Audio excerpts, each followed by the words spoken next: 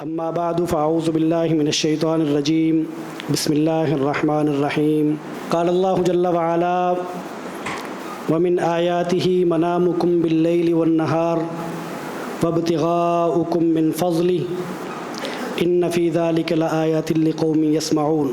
سامعین محترم، قرآن مجید کی آیت مبارکہ میں جو میں نے آپ کے سامنے تلاوت کی، اللہ تعالیٰ نے اس سے پچھلی آیات میں اپنی نشانیوں کا ذکر کرتے کرتے اس آیت مبارکہ میں بھی اپنی نشانیوں کا ذکر کیا اور فرمایا کہ اللہ کی نشانیاں یہ ہیں کہ اس نے تمہارے لیے، تمہاری نیند کے لیے، تمہارے آرام کے لیے دن اور رات پیدا کیے، اور تم دن میں اللہ تعالیٰ کا فضل تلاش کرتے ہو۔ یہ ان لوگوں کے لیے نشانی ہے جو سننے والے ہیں۔ ناظرین کرام، آج ہم میں سے اکثر، بلکہ اگر یہ کہا جائے کہ ہم تمام پریشان ہیں، تو یہ بات درست ہے کہ جب ہم ملکی حالات دیکھتے ہیں اور جب ہم اپنی آمدن کو دیکھتے ہیں اور پھر اخراجات کو دیکھتے ہیں، اخراجات دن بدن بڑھتے جا رہے ہیں اور آمدن ہے کہ وہ وہی ہے، سو پھر پریشانی یہ ہوتی ہے کہ اب کیا کیا جائے۔ اور اس پریشانی میں خاص طور پہ اگر ہم مہنگائی کا ذکر کریں یا اس کی بات کریں تو ریاست کہتی ہے کہ ہم مجبور ہیں، ہم کچھ بھی نہیں کر سکتے، ہمارے ہاتھ میں کچھ نہیں ہے، اور وسائل اکٹھے کرنے کا ہمارا ایک ہی طریقہ ہے، وہ یہ ہے کہ جو ٹیکس ہے وہ لگا دیا جائے اور فوراً آمدن حاصل کر کے تو اس سے ریاست کے اخراجات اور معاملات چلائے جائیں۔ اب یہ ریاست کے مسائل ہیں یا وہ لوگ جو ریاست کے معاملات کو دیکھتے ہیں کہ انہوں نے اپنی عوام کے ساتھ اور اپنے لوگوں کے ساتھ کیسا معاملہ کرنا ہے اور ان کو سہولت کیسے دینا ہے، اللہ کرے کہ وہ باصلاحیت لوگ ہوں اور وہ درد دل رکھنے والے لوگ ہوں اور وہ کچھ کرنے والے لوگ ہوں، کچھ کرنا چاہتے بھی ہوں اور کچھ کر گزریں بھی۔ لیکن ان تمام حالات میں ایک پہلو ایسا ہے کہ جہاں ہم بات کریں، جہاں ہم ریاست کی بات کریں، حکمرانوں کی بات کریں، ایک پہلو ایسا ہے کہ جس میں کچھ نہ کچھ اپنا درد اور اپنی تکلیف اور اپنی آزمائش ہم خود بھی کم کر سکتے ہیں، اور اس میں فائدہ ہے، دینی اعتبار سے بھی فائدہ ہے اور یہ جو معاشی مشکلات ہیں اس اعتبار سے بھی فائدہ ہے۔ اور وہ کون سا پہلو ہے؟ قرآن مجید کی آیت مبارکہ میں اللہ تعالیٰ نے اس پہلو کا ذکر کیا، وہ یہ ہے کہ میری اور آپ کی زندگی فطری زندگی ہونی چاہیے، میری اور آپ کی زندگی کسی سے متاثر ہوئے بغیر، وہ تاثر اچھا ہو یا برا ہو، جو اللہ اور اس کے رسول کی بتائی ہوئی زندگی ہے، جو اللہ اور اس کے رسول کا بتایا ہوا طریقہ ہے، جو اللہ اور اس کے رسول کا بتایا ہوا نظام ہے، اس کے مطابق ہونی چاہیے۔ اور وہ نظام کیا ہے؟ وہ نظام یہ ہے کہ اللہ کی نشانیوں میں سے یہ ہے کہ اللہ نے تمہاری نیند کے لیے رات بنائی ہے، اور اللہ نے تمہارے روزگار کے لیے دن بنایا ہے۔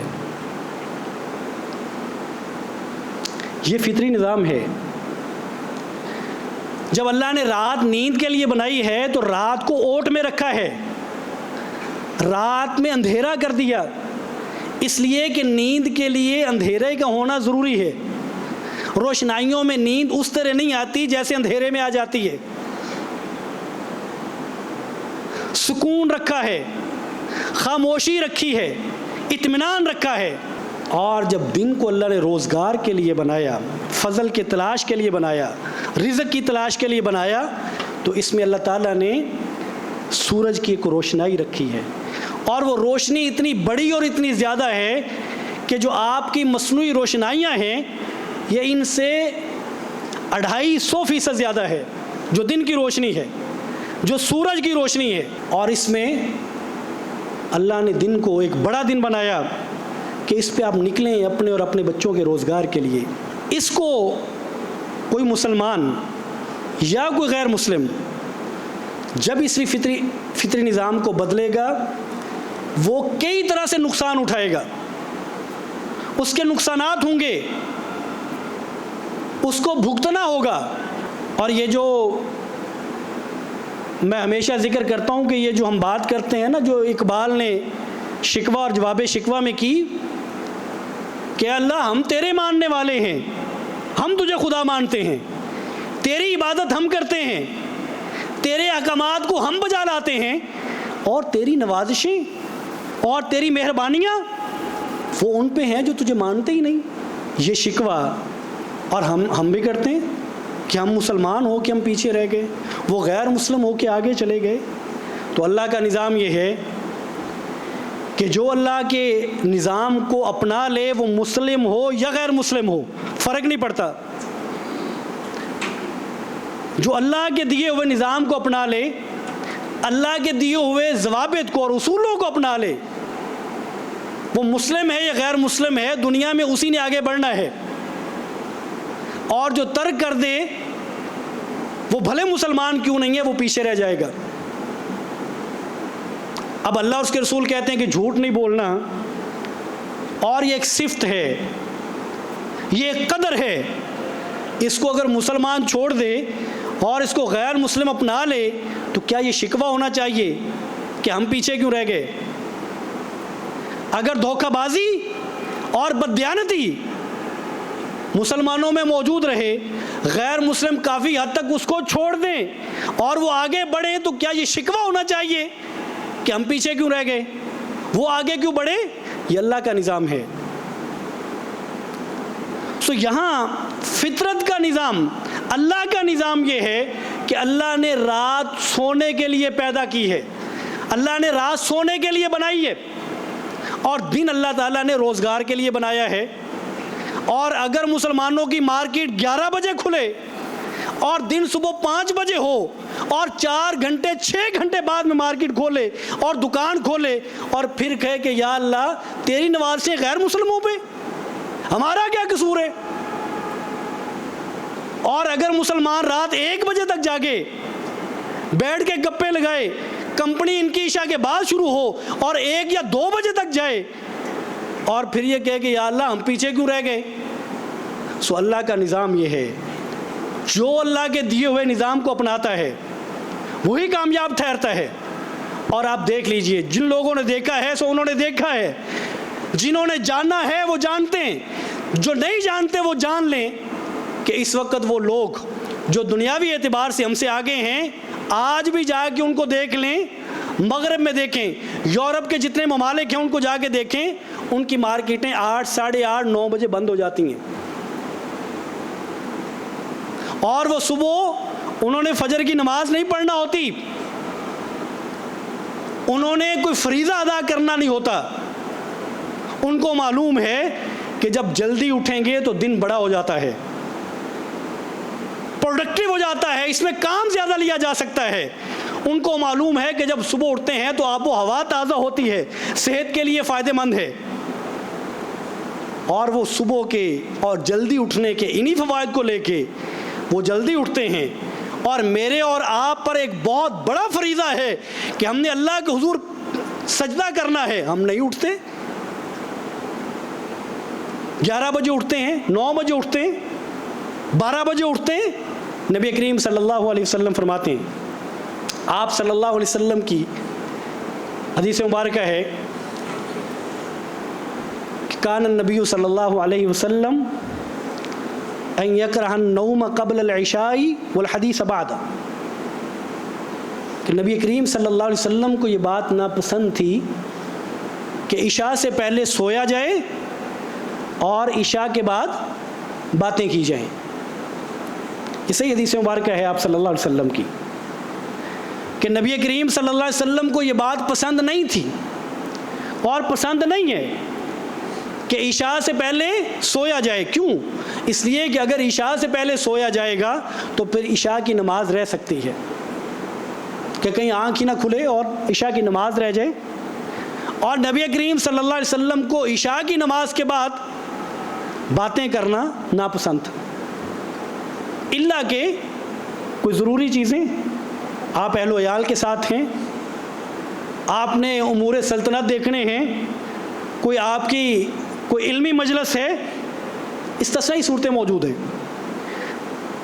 یعنی اس کو معمول بنانا کہ عشاء کے بعد آ جائیے گا، بیٹھ کے گپ شپ کریں گے، اپنی چیزوں کو عشاء کے بعد لے جائیں، کہ ایک طے کر لیا ہوا ہے کہ رات کا یہ حصہ جو ہے یہ انٹرٹینمنٹ کے لیے ہے. 11 بجے تک 12 بجے تک دکانیں کھلیں گی، کرسیاں لگی ہوئی ہوں گی، لوگ بیٹھ کے کھائیں پئیں گے اور گپ شپ کریں گے. اور اس میں ممکنہ طور پہ زیادہ اچھا ہے، بہتر ہے کہ آپ اپنی تمام چیزیں جو استثنائی صورتیں بھی ہیں کوشش یہ کریں کہ ان کو عشاء سے پہلے لے آئیں. یہ تو باتیں ہیں، یہ تو گپ شپ ہے. میں تو یہ کہتا ہوں، میری رائے یہ ہے کہ جو ہمارے ہاں کانفرنسز ہوتی ہیں، جو مجالس ہوتی ہیں، جو جلسے ہوتے ہیں، ان کو بھی رات گئے تک نہیں ہونا چاہیے. آپ دن میں کر لیں، آپ ظہر کے بعد 10 منٹ لے لیں، آپ عصر کے بعد 15 منٹ لے لیں، آپ مغرب کے بعد آدھا گھنٹہ لے لیں. یہ کیا طریقہ ہے کہ آپ عشاء کے بعد شروع کریں گے اور آپ اس کو 3 بجے تک لے کے جائیں گے؟ اس لیے جب اس کو ہم الٹ کرتے ہیں، جب فطرت کے نظام کو بدلتے ہیں، تو پھر جو معاشی نقصان ہوتا ہے، جو میں آپ سے کہنا چاہتا ہوں، جو میرا آج کی بات ہے وہ یہ ہے کہ جب اس کو بدلیں گے تو پھر کیا ہوگا کہ اللہ نے جو روشنی دی ہے اس سے فائدہ نہیں اٹھائیں گے،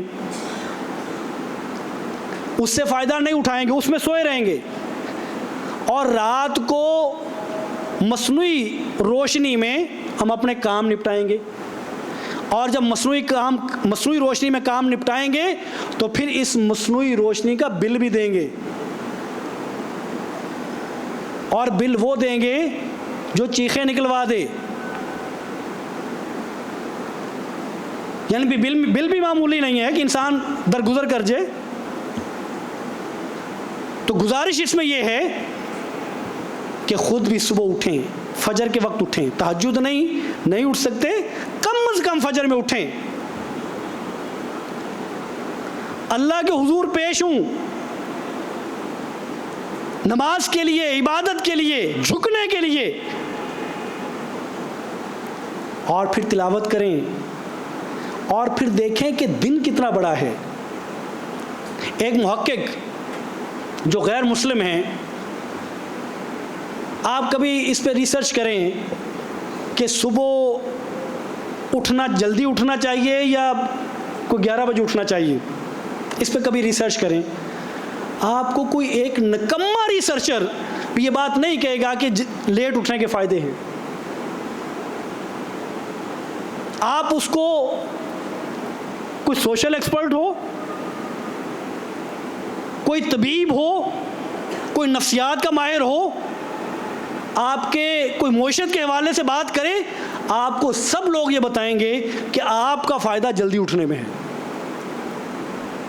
جلدی سونے میں ہے اور جلدی اٹھنے میں ہے. ایک محقق جو غیر مسلم ہیں وہ بتاتے ہیں کہ جب آپ جلدی اٹھتے ہیں تو آپ کو کیا کیا فائدے ملتے ہیں.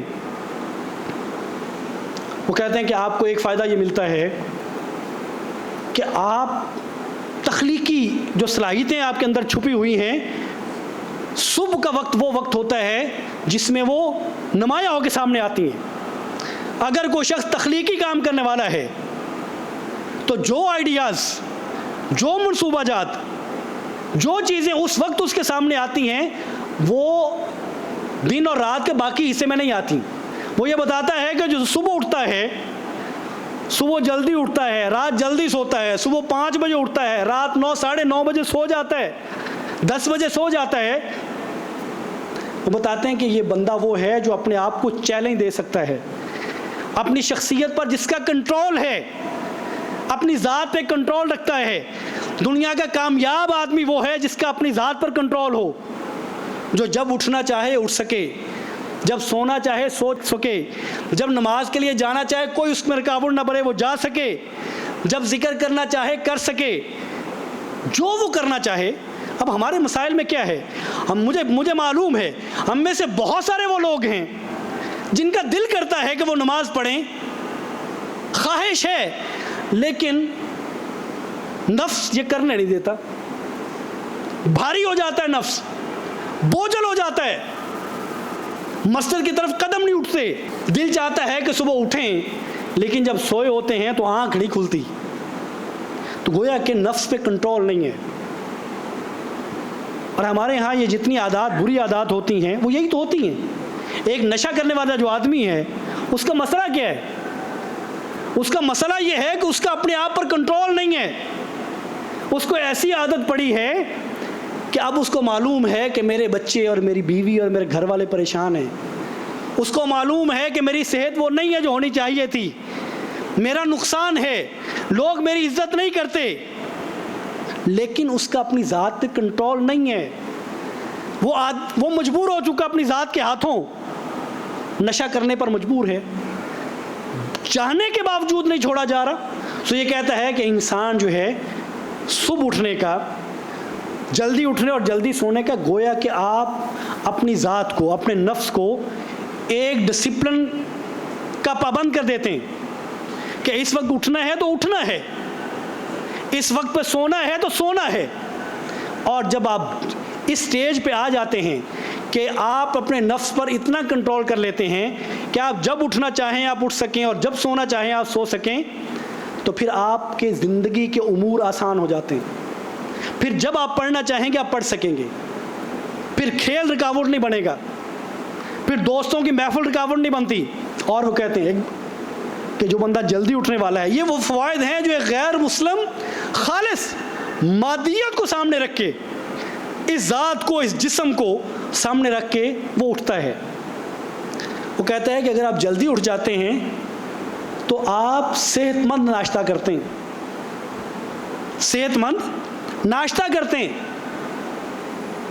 اب یہ بات جب میں نے پڑھی تو مجھے بھی عجیب لگی کہ اس کا کیا مطلب ہے, اور جب غور کریں تو سمجھ میں آتی ہے کہ بات ٹھیک ہے کہ آپ کے پاس وقت ہوتا ہے, صبح 5 بجے سے لے کے 9 بجے تک آپ کے پاس 4 گھنٹے ہیں, آپ تلاوت کریں, آپ آدھا گھنٹہ آپ ایکسرسائز کر لیں, آپ کے پاس 3 گھنٹے ہیں.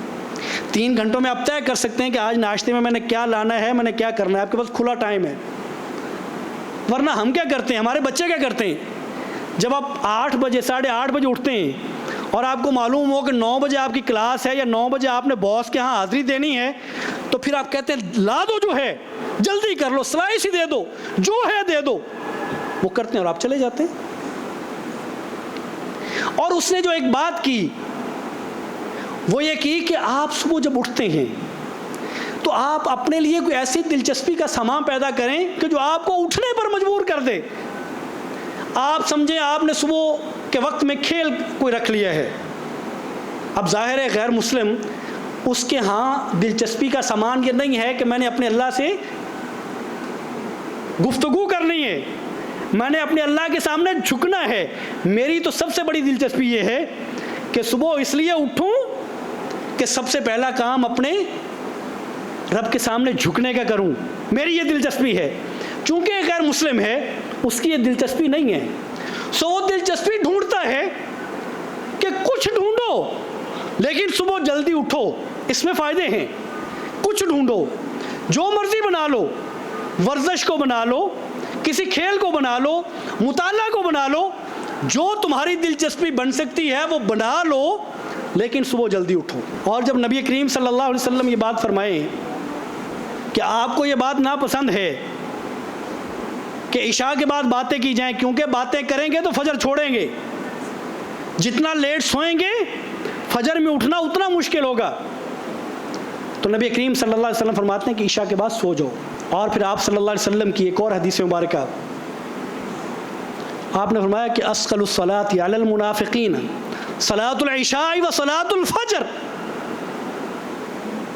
کہ جو منافق ہوتا ہے اس پر 2 نمازیں بھاری ہیں, بڑی بوجھل ہیں, بڑی وزنی لگتی ہیں اس کو, ایک عشاء کی نماز اور ایک فجر کی نماز. اب مجھے بتائیے کہ ہماری تو آنکھ نہیں کھلتی, تو نبی کریم صلی اللہ علیہ وسلم کی صحیح حدیث مبارکہ ہے, یہ فتویٰ نہیں ہے, یہ کسی عالم دین کی رائے نہیں ہے, یہ آپ صلی اللہ علیہ وسلم کا صحیح فرمان ہے کہ جس شخص کو جب اس میں نفاق آ جاتا ہے تو اس پر عشاء کی اور فجر کی نماز بھاری ہو جاتی ہے, بوجھل ہو جاتی ہے. اس لیے دین کا فائدہ یہ ہے کہ عشاء میں سویا جائے, عشاء کی نماز پڑھ کے, اور فجر میں اٹھا جائے. یہ نہ کریں, خدا را یہ نہ کریں. میں نے اس پہ پہلے بھی گفتگو کی. میں اپنے بھائیوں کے سامنے یہ التماس ہے, یہ درخواست ہے کہ اس کو یہ نہ کہیں کہ آپ جمعہ پڑھنے آئے اور آپ نے آدھا گھنٹہ دیا اور آپ چلے گئے, اور میں یہاں پہ آیا اور میں نے آدھا گھنٹہ بعد کی میں چلا گیا. یہ باتیں وہ ہیں جو نبی کریم صلی اللہ علیہ وسلم کی باتیں ہیں. یہ باتیں وہ ہیں جو اپنے آپ پر نافذ کرنے والی باتیں ہیں. اس میں انفرادی طور پہ فائدہ ہے, ایک شخص کی معیشت کا فائدہ ہے, اس پہ ایک شخص کی صحت کا فائدہ ہے, اور قومی سطح پہ, ملی سطح پہ, ملکی سطح پہ اس کا پورے ملک کو فائدہ ہے. آپ کی جو بجلی ہے, جو اتنے زیادہ بل آتے ہیں, وہ کہتے ہیں ہم مجبور ہیں. ان کی نااہلیاں اپنی جگہ پہ ہیں. کیا ہم آپ اندازہ کریں کہ اگر ہم میں سے ہر فرد, ہر گھر روز 1 گھنٹہ بھی اپنی بجلی کم کر دے, جو رات کو وہ 4 گھنٹے جلا کے جاگتا ہے, وہ 1 گھنٹہ بھی کم کر دے, تو اندازہ کریں کہ آپ کے ٹوٹل بجلی کتنی کم ہو جاتی ہے, اس کی کھپت کتنی کم ہو جاتی ہے. اس کے آپ کا فائدہ ہے, آپ کی ریاست کا فائدہ ہے. سو اس کو, اور خاص طور پہ ہمارے جو دکاندار لوگ ہیں, جو تاجر ہیں, جن کی مارکیٹس ہیں, میں ان سے درخواست کرتا ہوں کہ اس پہ سارے دوست بیٹھیں, جو آپ کی کمیٹی ہے, سارے لوگ بیٹھیں, بیٹھ کے طے کریں کہ صبح 8 بجے کھولیں گے اور شام 8 بجے بند کر دیں گے. اب ہمارے یہاں 11, 12, 1 بجے تک مارکیٹ نہیں کھلتی, اور کبھی آپ کسی کی توجہ دلائیں تو وہ کہتے ہیں جی کیا کریں, گاہک ہی نہیں آتا. گاہک ہی رات کو آتا ہے. بھئی گاہک رات کو تبھی آئے گا نا جب صبح 11 بجے تک مارکیٹ نہیں کھلے گی, تو گاہک کیا لینے آئے گا؟ مطلب آپ اس لیے دکان نہیں کھولتے کہ گاہک نہیں آتا, اور گاہک اس لیے نہیں آتا کہ آپ کی مارکیٹ نہیں کھلی ہوئی. سو یہ طے کریں, اگر من حیث القوم اور من حیث الامت آگے بڑھنا ہے تو اپنی چیزوں کو بدلنا ہوگا. باتیں ہو گئیں, باتیں سن لیں, باتیں کر لیں, اس کو نافذ کریں, اپنی ذات پہ کریں, اپنے گھر پہ کریں, اس کو اپنے ملک میں کریں, اپنی مارکیٹ, اپنی دکان پہ کریں. اور خاص طور پہ اگر آپ مارکیٹ کی بات کریں تو جتنی لائٹنگ اور جتنی روشنائیاں رات کو دکانوں پہ ہوتی ہیں, آپ اندازہ تو کریں. یعنی اگر آپ کی مارکیٹ جو ہے وہ 7-8 بجے بند ہو, جو اس وقت 12-1 بجے بند ہوتی ہے, تو 5 گھنٹے جو آپ کی مارکیٹ کی بجلی کی کھپت ہے وہ آپ اندازہ کریں کہ وہ کتنی ہے. اور صبح جب روشن ہوتا ہے 8 بجے سے لے کے ہم 1 بجے تک 5 گھنٹے ضائع کر دیتے ہیں. سو اسلام کا نظام یہ ہے, فطرت کا قانون یہ ہے, نظام یہ ہے کہ رات سونے کے لیے ہے. اور ڈاکٹرز اس کے بارے میں, چونکہ میں تو اس میدان کا آدمی نہیں ہوں, لیکن ڈاکٹرز بتاتے ہیں کہ جب آپ رات کو سوتے ہیں تو آپ کی صحت پہ کتنے مثبت اثرات ہوتے ہیں. کئی چیزیں بتاتے ہیں. مثال کے طور پہ وہ کہتے ہیں کہ 11 بجے سے لے کے 3 بجے تک کا وقت وہ ہوتا ہے جب آپ کا خون, آپ کی باڈی کا خون جو ہے وہ جگر میں چلا جاتا ہے, اور جگر میں جا کے جو فاسد مادہ ہوتے ہیں خون کے وہ ختم ہوتے ہیں, اور یہی وقت ہے, اسی وقت میں ہوتے ہیں. ان کا خیال یہ ہے کہ آپ جوں لیٹ کرتے جائیں گے, ایک شخص 11 بجے کی بجائے 12 بجے سوتا ہے تو گویا کہ اس کو جو 4 گھنٹے کا وقت چاہیے تھا آپ کے جگر کو, آپ اس کو 4 گھنٹے کا وقت نہیں دے رہے, آپ نے 1 گھنٹہ کم کر لیا ہے. 12 بجے سوتے ہیں تو آپ نے 2 گھنٹے کم کر لیے. جتنا کم کریں گے گویا کہ اتنے فاسد مادہ آپ کی باڈی کا حصہ ہوں گے. اور کئی چیزیں, مطلب موضوع یہ نہیں ہے, اصلاً یہ ضمناً فائدے ہیں. اصلاً بات یہ ہے کہ آپ کے اور میرے رب کا نظام کیا ہے. اصلاً بات یہ ہے کہ آپ کے اور میرے نبی کو پسند کیا ہے. میرے اور آپ کے نبی کو رات کا جاگنا پسند نہیں ہے, رات کی محافل بلا وجہ کی پسند نہیں ہے. سو امت کیوں کر رہی ہے؟ یہ نبی کے محبان، یہ نبی کے نام کے پہ مر مٹنے والے، یہ نبی کے نام پہ جانیں لے لینے والے، یہ نبی کے نام کے جلوس نکالنے والے، جھنڈیاں لگانے والے، یہ عمل کیوں نہیں کرتے؟ یہ اطاعت کیوں نہیں کرتے؟ محبت اطاعت کے بغیر ہو کیسے سکتی ہے؟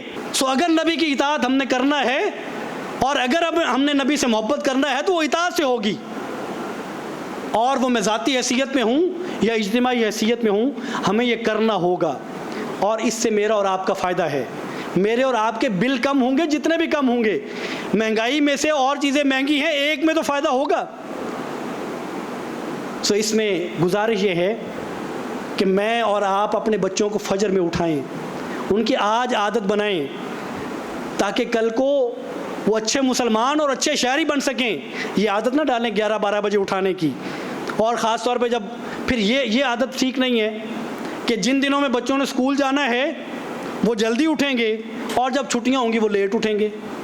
اس کا مطلب یہ ہے کہ میرے اور آپ کے نزدیک اللہ کی عبادت اور اللہ کے سامنے جھکنے سے زیادہ اہمیت اسکول کی ہے، اسکول پہنچنے کی ہے، آفس پہنچنے کی ہے۔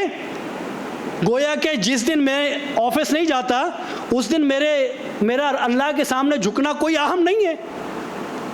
ہمارے ہاں ہوتا یہ ہے کہ آپ 6 دن ٹائم سے اٹھتے ہیں، سنڈے کو آپ سوئے رہتے ہیں کہ آپ کو آج کام کوئی نہیں ہے، تو آپ کو اللہ نے فجر کی کب چھٹی دی تھی؟ اتوار کے دن۔ سو مجھے اور آپ کو، میرے چھوٹے بھائیوں، میرے بڑے بھائیوں، میرے بزرگوں، اگر آگے بڑھنا ہے، اگر ملت بننا ہے، اگر اس دنیا اور آخرت کی کامیابی کو سمیٹنا ہے، تو اللہ کے دیے ہوئے فطری نظام پہ چلنا ہوگا، ورنہ ناکامی ہے۔ باتیں کرتے رہیں، احتجاج کرتے رہیں۔ اللہ تعالیٰ میرے اور آپ کے لیے آسانیاں پیدا کرے، اور اللہ تعالیٰ مجھے اور آپ کو اپنی اطاعت کرنے کی توفیق عطا فرمائے۔ اللہ تعالیٰ مجھے اور آپ کو اس فطری نظام کا پابند کر دے جو اللہ نے مجھے اور آپ کو دیا ہے۔ وآخر دعوانا الحمدللہ رب العالمین۔